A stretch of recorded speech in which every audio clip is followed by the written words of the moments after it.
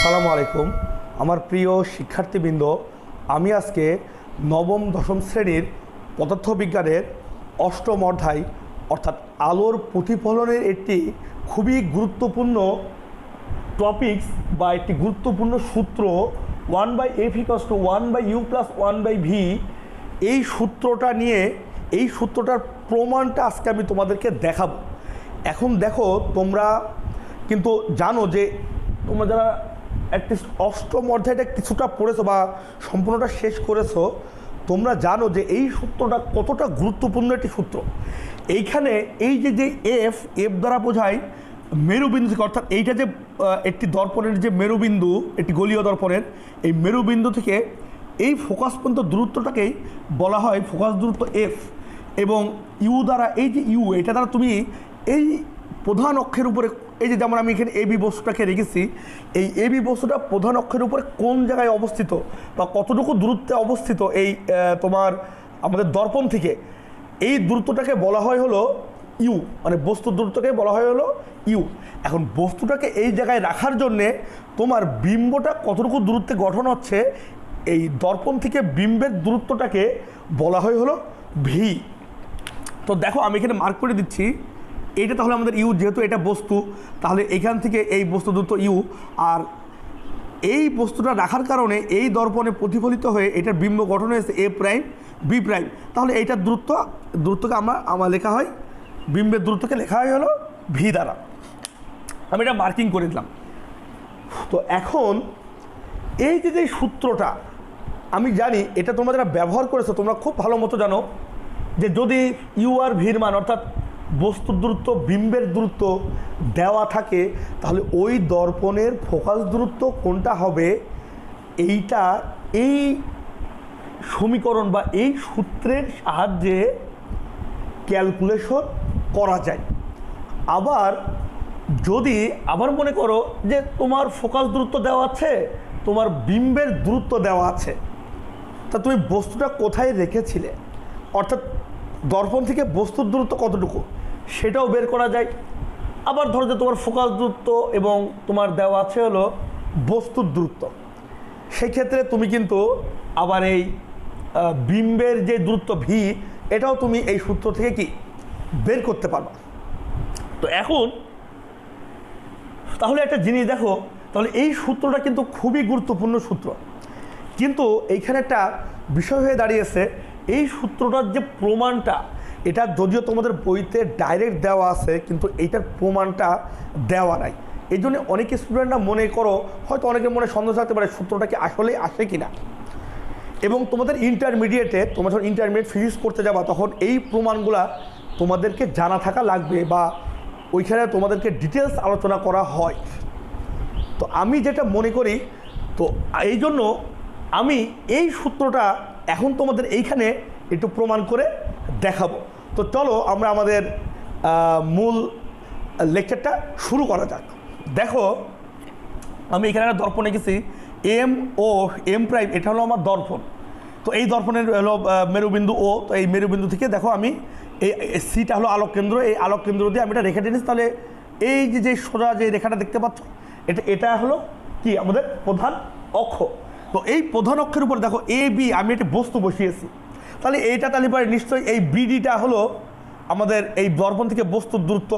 এখন দেখো, আসলে চিত্রটা কিন্তু এত বড় হওয়ার কথা না, কারণ এই প্রমাণগুলা সাধারণত খুব খুব ছোট্ট দর্পণের জন্য করা, খুব ছোট দর্পণ।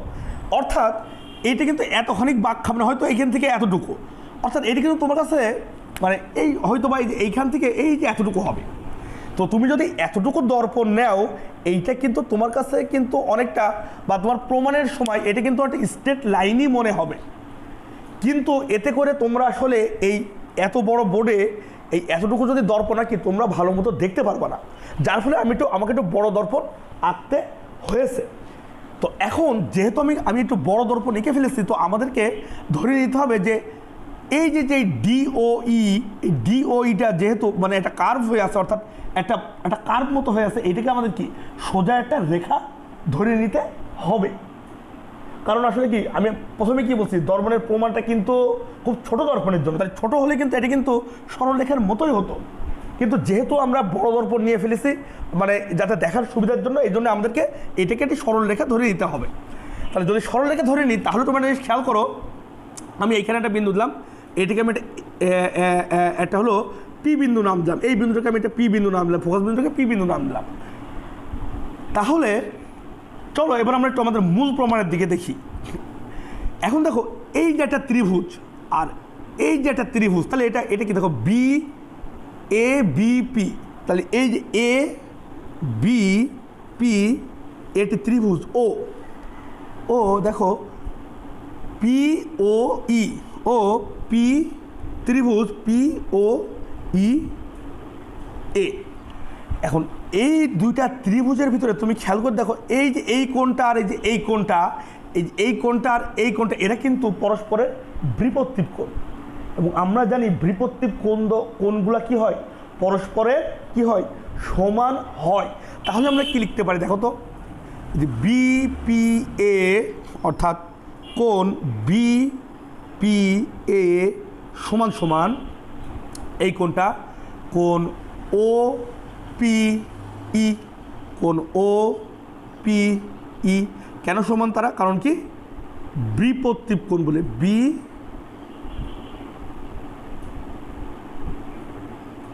বিপত্তিক কোণ বলে, এটা হলো কি বিপত্তিক কোণ, এই জন্য এই দুটো কোণ সমান হয়েছে। আবার দেখো আমি কিন্তু বলেছিলাম এখানে কিন্তু ডি ও ই, এটি কিন্তু আমাদেরকে লম্ব ধরতে হবে, অর্থাৎ এটি কিন্তু একটা সোজা রেখা ধরতে হবে। তো এটি কিন্তু সোজা রেখা ধরি তাহলে কিন্তু জিনিসটা কনসেপশনটা অনেকটা কিন্তু এইরকম আসবে। তুমি খেয়াল করো, এই দেখো এই যে এইরকমভাবে একদম খাড়াখাড়ি, এই প্রধান অক্ষর উপরে কিন্তু একদম খাড়াখাড়ি পড়বে এরকমভাবে আর কি। এটাকে যদি আমরা লম্ব ধরি, এই ডি ও ইটাকে যদি আমরা লম্ব ধরি তাহলে এটি কিন্তু একদম খাড়াখাড়ি, অর্থাৎ এটাও কিন্তু একটা সমকোণী ত্রিভুজের মতো হয়ে যাবে।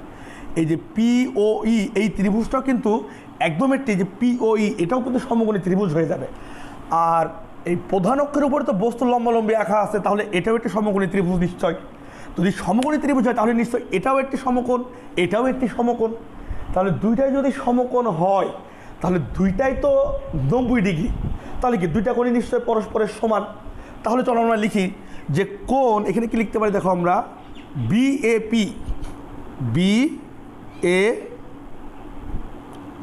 এ পি সমান সমান এই যে বি এ পি সমান সমান কোণ পি ও ই, কোণ পি ও ই। কারণ কি আমি লিখে দিচ্ছি, মানে কি কারণে হচ্ছে এটা আমি পাশে লিখে দিচ্ছি, তোমরা দেখলেই বুঝতে পারবা। কারণ কি এক সমকোণ, এক সমকোণ, এক সমকোণ।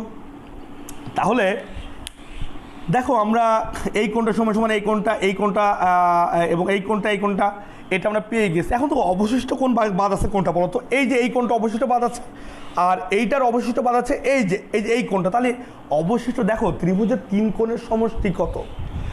আমরা এটা জানি যে ত্রিভুজের 3 কোণের সমষ্টি কিন্তু 180 ডিগ্রি। এর ভিতরে দুইটাই যদি পরস্পরের সমান হয়ে যায় তাহলে অবশিষ্ট যেটা পড়ে আছে ওরা কি হবে? ওরা তো অটোমেটিক্যালি কি হয়ে যাবে বলো তো? ওরা কিন্তু অটোমেটিক্যালি কিন্তু সমান হয়ে যাবে। তাহলে আমরা কি লিখতে পারি যে অবশিষ্ট,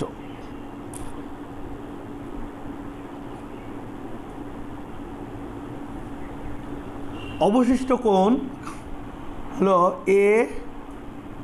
এ বিপি, এ বি পি, এই কোণটা অর্থাৎ এ বি পি, এবং এখানে দেখো পি এই যে ই ও, কোণ পি ই, এটা অবশিষ্ট লিখতে হবে সামনে, অবশিষ্ট কোণ কি পি ই ও। এখন তাহলে খেয়াল করে দেখো এই যে দুইটা যে ত্রিভুজ, এই দুইটা ত্রিভুজের কিন্তু 3টা কোণই পরস্পরের সমান হয়েছে, মানে 3টা কোণই পরস্পরের সমান আমরা পেয়েছি। তাহলে যেই ত্রিভুজের 3টা কোণই পরস্পরের সমান হয় তাকে কি ত্রিভুজ বলা হয় বলো তো? ওই দুটো ত্রিভুজকে কি ত্রিভুজ বলা হয়? সাদৃশ্যকোণী ত্রিভুজ বলা হয়, তাই না? তাহলে কি আমরা বলতে পারি না যে ত্রিভুজ এ বি পি ও ও ত্রিভুজ পি ও ই সাদৃশ্যকোণী ত্রিভুজ, সাদৃশ্যকোণী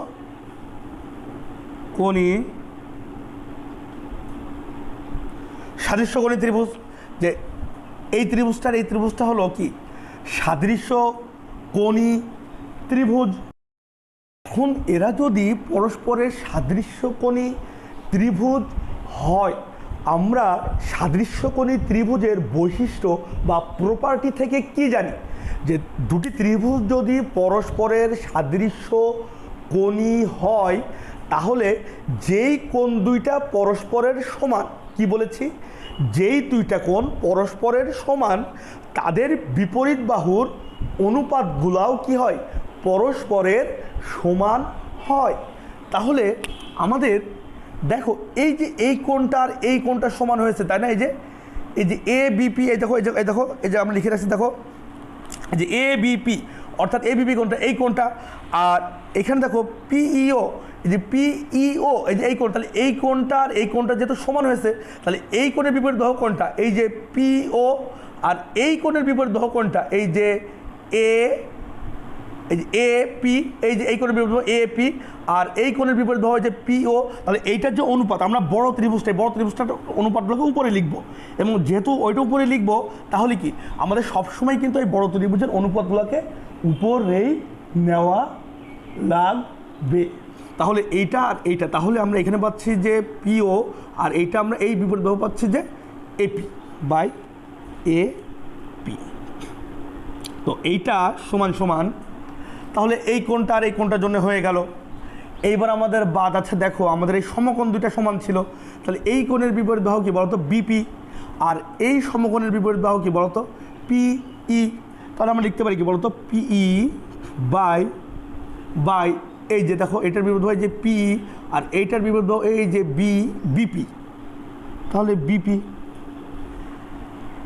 এরা এটা, তাহলে কি হলো, আমরা এই সম্পর্কটাকে আমরা কি করতে পারি বলতো, লিখতে পারি।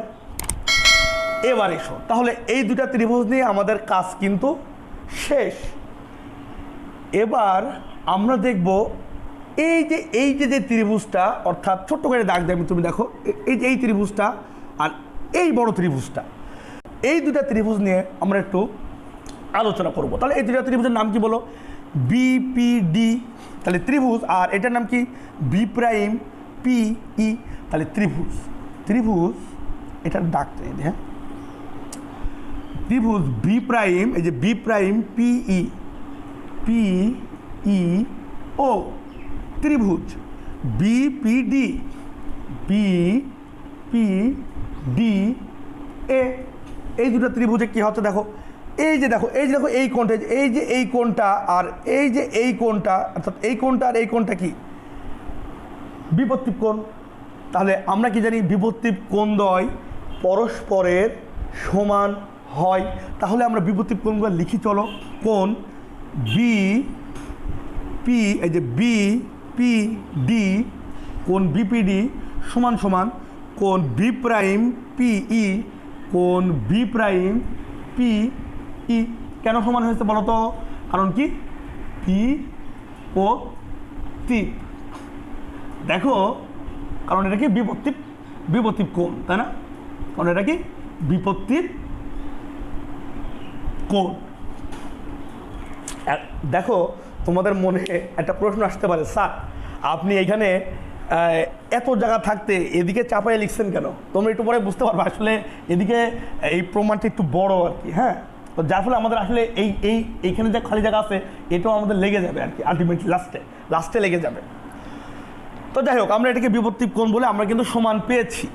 এবার তুমি দেখো, এই যে বিডি রেখাটা আর এই বি প্রাইম ই, এই রেখাটা কি পরস্পরের সমান্তরাল না? কারণ আমরা কি জানি যে এই প্রধান অক্ষের সমান্তরাল রশ্মি যদি এই দর্পণে আপতিত হয় তবেই তো ফোকাস দিয়ে যায়। তাহলে নিশ্চয়ই প্রধান অক্ষের এই বিডি প্রধান অক্ষের সমান্তরাল। আবার খেয়াল করো, আমরা কি জানি যে গোলীয় দর্পণের প্রপার্টি থেকে কি জানি যে এই প্রধান ফোকাস দিয়ে যদি কোনো একটা রশ্মি এসে, অর্থাৎ এই দেখো এই যে বি রশ্মিটা, এটা কিন্তু প্রধান ফোকাস দিয়ে এসেছে, প্রধান ফোকাস দিয়ে এসে এখানে পড়েছে, তাহলে প্রধান ফোকাস দিয়ে এসে যদি কোনো দর্পণে কোনো রশ্মি পড়ে তারপরে কি হয় বলো তো? এইটা কি করে, এই প্রধান অক্ষের সমান্তরালেই কি করে, প্রধান অক্ষের সমান্তরালে কি এটা প্রতিফলিত হয়ে চলে যায়। তাহলে দেখো এই বিডিও প্রধান অক্ষের সমান্তরাল, আবার তোমার এই বি প্রাইম ইও কি প্রধান অক্ষের সমান্তরাল।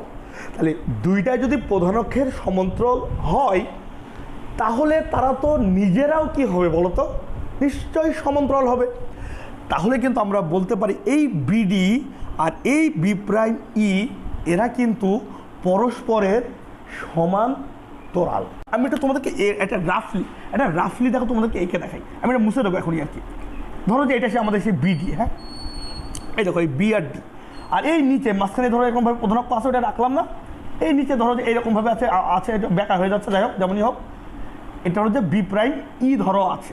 তোমরা খেয়াল করতে এই যে বিটাকে আমরা যোগ করেছি, এই দেখো দেখো ঠিক বিটাকে এইভাবেই যোগ হয়েছে, কিন্তু এই যে বিই, তাহলে এইটার এটা নিশ্চয়ই একান্তর কোণ হচ্ছে, যেহেতু সমান্তরাল রশ্মি এবং এটা কি সাধারণ ছেদক বি। তাহলে এবারে কি হচ্ছে বলতো, যে এই কোণটা আর এই কোণটা কি একান্তর কোণ, এবং আমরা কি জানি যে সমান্তরাল রশ্মির ছেদক দ্বারা উৎপন্ন একান্তর কোণ দ্বয় কি হয়, পরস্পর কি হয় বলতো, পরস্পরে কি হয় বলতো, সমান হয়, তাই না?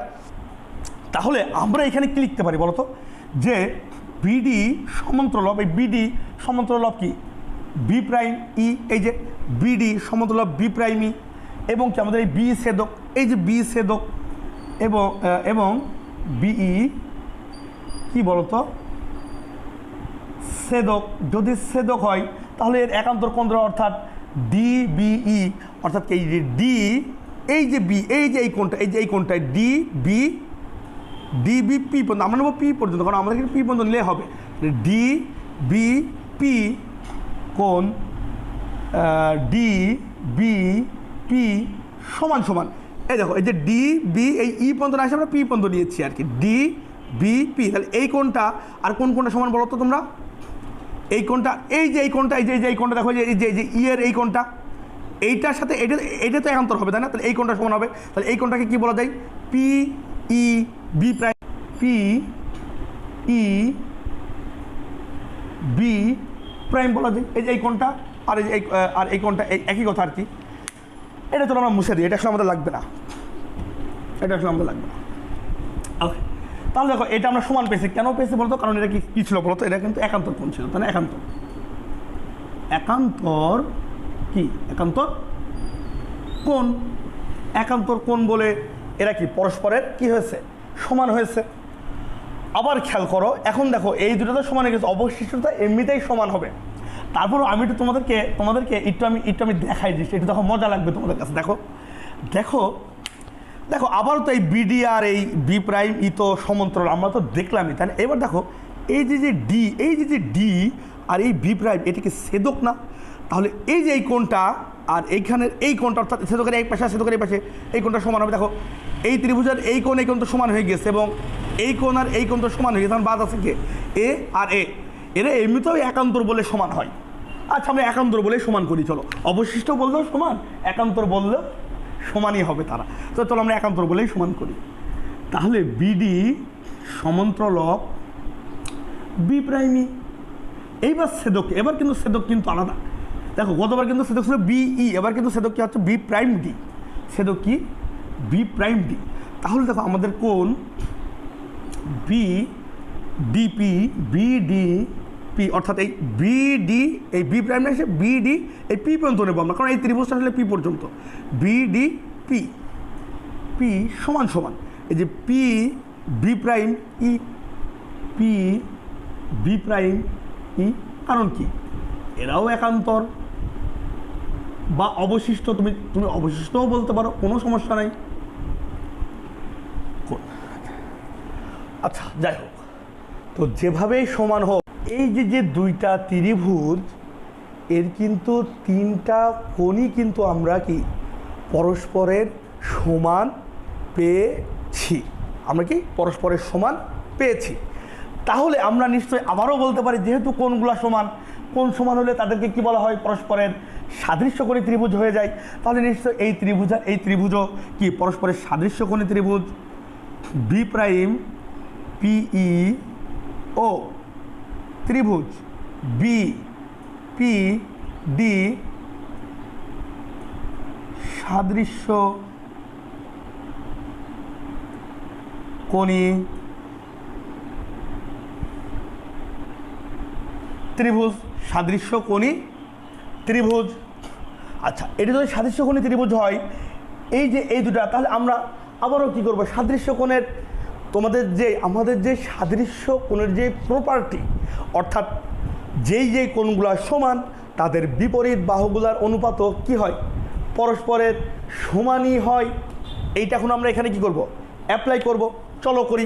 তাহলে দেখো, এই যে এই কোণটা, এই কোণটার এই কোণটা সমান হয়েছিল, কারণ তারা ছিল কি বিপরীত কোণ। তাহলে এই কোণে বিপরীত বাহু কোণটা আমরা বড়টাকে উপরে নেব, বি প্রাইম ই। তাহলে আমরা বড়টাকে উপরে নিলে আমাদের কি আসে দেখো, বি প্রাইম ই। এই যে বি প্রাইম ই, এই যে এই কোণটার বিপরীত বাহু, আর এইটার সমান ছিল এইটা, তাহলে এটার বিপরীত বাহু কি বিডি, এইটার বিপরীত বাহু বি ডি, বিডি, এই যে বিডি। আবার দেখো, আবার সমান হয়েছিল কারা কারা, দেখো তো এই যে এই কোণটা না সমান হয়েছিল, যে এইটা আর এটা। তাহলে এই কোণের বিপরীত বাহুকে বলো তো এই যে বিপি, এই কোণের বিপরীত বাহু। আর এই যে এই কোণের বিপরীত বাহুকে কোনটা বলো তো এই যে পি, এই দেখো পি। তাহলে যেহেতু আমরা বড়টা উপরে নিয়েছি, তাহলে এখানে তো আমাদের বড়টা উপরে নিতে হবে, অর্থাৎ পিকে উপরে নিতে হবে। এই যে পি আর কি বিপি, বিপি। Okay fine. তাহলে দেখো এটা কিন্তু সমান হয়েছে। এখন তোমরা খেয়াল করে দেখো, B prime E by BD, এটাও যে পি বিপির সমান, আবার এটাও কিন্তু সেই পি বিপিরই সমান। তাহলে এও যার সমান, এও তো তার সমান। তাহলে কি এরা কি পরস্পরের সমান হবে না? আমরা কি লিখতে পারি না যে এরা পরস্পরের সমান? তাহলে চলো আমরা লিখে দিই, বা এই যে দেখো, এই যে পিও বাই এপি, এইটা সমান, এই যে অর্থাৎ এইটা সমান এইটা হবে। তাহলে B prime E by B D. আচ্ছা, আমাকে একটু এদিকে মুভমেন্ট করা লাগবে। এইটা তোমরা তোমরা তো সবাই দেখেছো এটা, তাই না? এটা তো দেখেছো তোমরা কীভাবে হয়েছে। আর লাস্টে আমি তোমাদেরকে দেখার জন্য আরও 1 মিনিট দেবো আর কি। আমি কথা বলবো এখানে দাঁড়িয়ে, ওই সাইডে দাঁড়িয়ে, তখন তোমরা এটা একটু দেখে নিবা, ঠিক আছে? এখন আমাকে এই সাইডে লিখতে হবে, তো আমাকে একটু এগিয়ে যেতে হবে।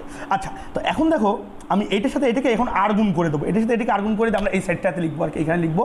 এটা আমরা আলাদা করে সেপারেট করে দিই। তাহলে এইটার সাথে এটা যদি আর গুণ করি, তাহলে আমাদের কী আসে বলো তো, এখানে পিও ইন্টু বিডি আসে। তাহলে পিও ইন্টু বিডি, আর এটার সাথে এটা আর গুণ করলে কী আসবে বলতো, এপি ইন্টু কি বলতো বি প্রাইম ই। এখন তোমরা দেখো পিও বিডি। আচ্ছা, আমরা চিত্রে চলে যাই। দেখো তাহলে পিও কোনটা বলতো, এই যে পিওটা কি ছিল বলতো, এই যে পিও, এটা কিন্তু আমাদের সেই ফোকাস দূরত্ব এফ। এটাকে কি লেখা হয়, ফোকাস দূরত্ব এফ লেখা হয়। তাহলে আমরা বলতে পারি যে পিও ইকুয়ালস টু আমরা এফ লিখে দিলাম। আচ্ছা, এবার চলো আমরা বিডিটাকে দেখি। এই যে বি থেকে ডি পর্যন্ত, এই দেখো তোমার বি থেকে টি পর্যন্ত, এটাকে আমরা কী ধরছিলাম, ইউ ধরছিলাম, তাই না? তাহলে বিডি সমান তুমি কি লিখতে পারো, ইউ লিখে দিতে পারো। এইবার দেখো এপি। আচ্ছা, এপি কোনটা ছিল আমাদের বলো তো, এপি, এই যে এপি, এ থেকে পি পর্যন্ত, এইখানে দেখো এইটাকে আমরা কি এইভাবে লিখতে পারি না, এই যে এপিটা এতটুকু, তাই না? তোমরা খেয়াল করে দেখো, এই যে এপিটাকে আমরা এই এও মাইনাস পিও আমরা লিখতে পারি। এই যে এও থেকে যদি পিওটুকু বাদ দিয়ে দিই, তাহলে থাকে এপি। তাহলে এই এপি কাজটা কি লিখতে পারি বলো তো, এও মাইনাস, অর্থাৎ এই পুরোটা এও, এখান থেকে কী করবো আমরা, এই পিওটুকু বাদ দিয়ে দেবো, মাইনাস পিও। এখানে কি থাকলো, বি প্রাইম ই। আচ্ছা, বি প্রাইম ই কি দেখো, বি প্রাইম ই কিন্তু ভি। তাহলে এখানে আমরা ভিটা বসাই দেবো। তাহলে এখানে দেখো যে এফ ইউ থাকলো। আচ্ছা, এও মানে কি এই, আচ্ছা এইবার এসো, এও নিয়ে অনেকে কনফিউশন হবা, এটা আমি তোমাদেরকে দেখাই। দেখো, এই যে এও আর এই যে বিডি, এটা কিন্তু পরস্পরের সমান।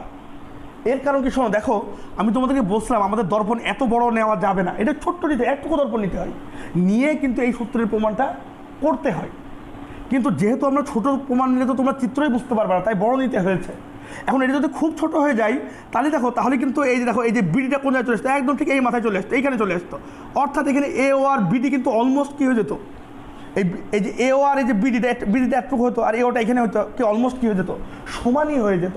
অর্থাৎ আমরা বিডিটাকে যদি বলতে পারি ইউ, তাহলে এই এওটাও কিন্তু এই বস্তুর দূরত্ব ইউই হবে। তাহলে এও সমান সমান তুমি কি বসাতে পারো, ইউই বসাতে পারো। মাইনাস, আচ্ছা পিও কি আছে বলো, এই যে পিও সমান সমান এফ, আবার বসাও পিও সমান সমান তুমি এফ বসাও ইন্টু ভি। এবার দেখো পুরোটা ক্যালকুলেশন, দেখো আমি এবার এইটা দ্বারা এটাকে গুণ করে দেবো, তাহলে কি আসে দেখো যে এখানে এফ ইউ আছে, এখানে ভি এর সাথে গুণ হয় ইউ ভি, আর এফ এর সাথে গুণ হয় এফ ভি। এখন এফ ভিটাকে যদি এদিকে নিয়ে আসি তাহলে কী হয় দেখো তো, এখানে এফ ভি হয়ে যায়, এখানে থাকে কী বলো তো ইউ ভি। তো আমি একটা কাজ করলাম কি, এর পরের লাইনে আমি উভয় পক্ষকে ইউ ভি এফ দ্বারা আমি কি করবো বলো তো, আমি উভয় পক্ষকে ভাগ করে দিলাম, ইউ ভি এফ দ্বারা ভাগ করে দিলাম।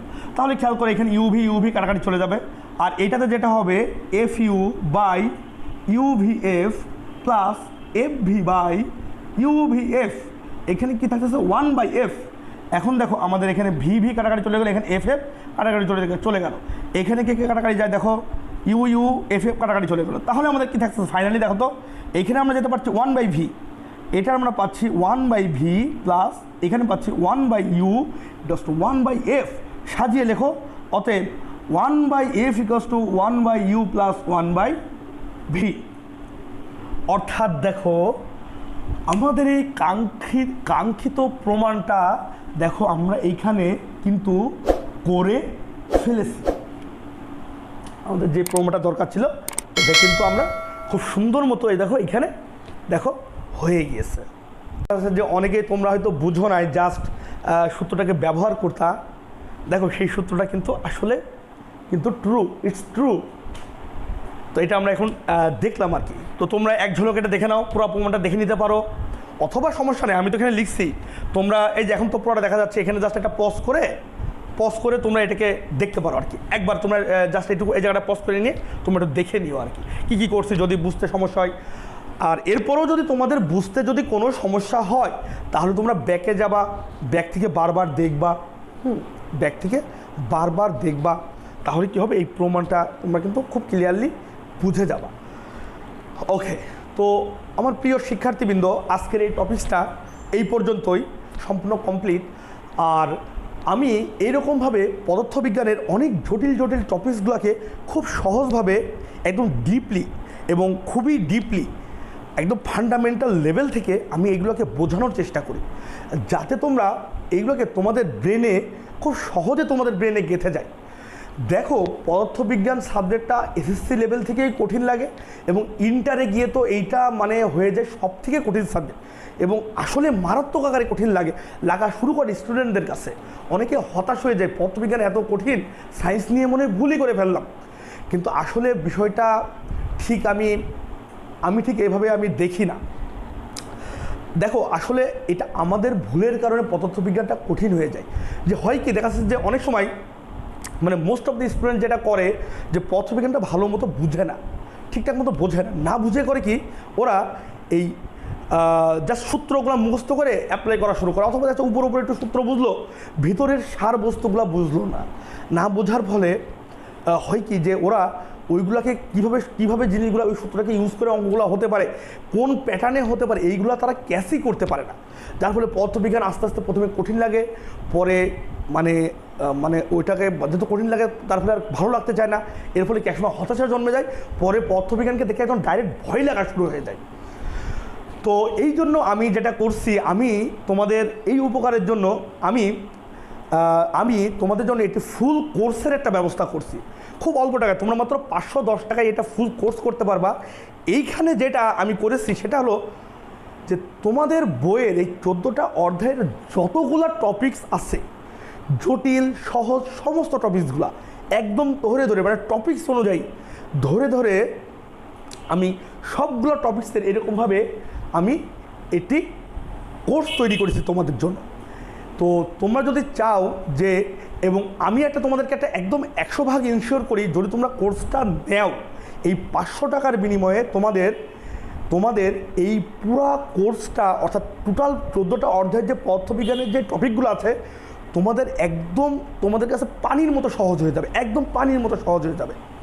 তোমরা কোর্সটা একবার নিয়ে দেখতে পারো কেমন লাগে, আমি আশা করি তোমরাই কমপ্লিমেন্ট দেবা, তোমরাই আরও 10 জনকে বলবা না স্যারের কোর্স করাতে আমাদের কাছে পদার্থবিজ্ঞান কঠিন থেকে একদম সহজ হয়ে গেছে, একদম সহজ হয়ে গেছে। তোমরা বাসায় একটু ম্যাথগুলো প্র্যাকটিস করলে এবং কীভাবে তোমরা ম্যাথ প্র্যাকটিস করবে, আমি এই ম্যাথের উপরে আবার আমি তোমাদেরকে অনলাইন ক্লাসও নেব, অনলাইন ক্লাস নেবো। আবার ইভেন তোমাদের কাছে তোমরা কোনো টপিক ধরো যে তোমরা বুঝতে পারতেছো না, যদি ইনকেস এমন হয় যে তোমরা এই টপিক বুঝতে পারতেছো না, আমি তোমাদের নিয়মিতভাবে এই কোর্সের ভিতরে এই যে এনরোলমেন্ট ফিতে 500 টাকা, এর ভেতরে আমি তোমাদের অনলাইন ক্লাসও আমি তোমাদেরকে সপ্তাহে 3টা বা 2টা অনলাইন ক্লাসও আমি তোমাদেরকে নেব, একটা টোটাল কোর্সের। তো ঠিক আছে আমার প্রিয় শিক্ষার্থীবৃন্দ, তোমাদের যদি আমার লেকচার ভালো হয়ে থাকে, ভালো লেগে থাকে, তাহলে তোমরা এই কোর্সটা জন্য আমার সাথে যোগাযোগ করতে পারো। ডিসক্রিপশন বক্সে আমার ফেসবুক পেজের, অর্থাৎ আমার যেই অফিসিয়াল পেজ, এই পেজের লিঙ্ক দেওয়া থাকবে, আমার ফোন নাম্বার দেওয়া থাকবে। যদি ফেসবুকে খুঁজে না পাও, কোনো কারণে যদি সমস্যা হয়, তাহলে আমার পার্সোনাল নাম্বার দেওয়া থাকবে, তোমরা ওইখানে SMS দিবে বা যে কোনোভাবে আমরা যোগাযোগ করবো আর কি, ফোন কলও দিতে পারো। আমি তখন তোমরা কীভাবে কোর্সটা নিবা, কীভাবে তোমাদেরকে সব কিছু ঠিকঠাক করতে হবে, এগুলো আমি ডিটেলস তোমাদেরকে বোঝাই দেবো। এবং তোমরা অবশ্যই আমার চ্যানেলটাকে সাবস্ক্রাইব করে রাখো, কারণ আমি এরকম অনেক ফ্রি ভিডিও এখানে আপলোড করি, তোমরা যেগুলো থেকে কি অনেক উপকৃত হবা। তো সাবস্ক্রাইব করা থাকলে তোমাদের কাছে কী হবে বলো তো, নোটিফিকেশনটা চলে যাবে অটোমেটিক্যালি। তো ঠিক আছে আমার প্রিয় শিক্ষার্থীবৃন্দ, আজকে তোমাদের সাথে এই পর্যন্তই। সবাই ভালো থাকবা এবং ভালো মতো লেখাপড়া করো। আসসালামু আলাইকুম।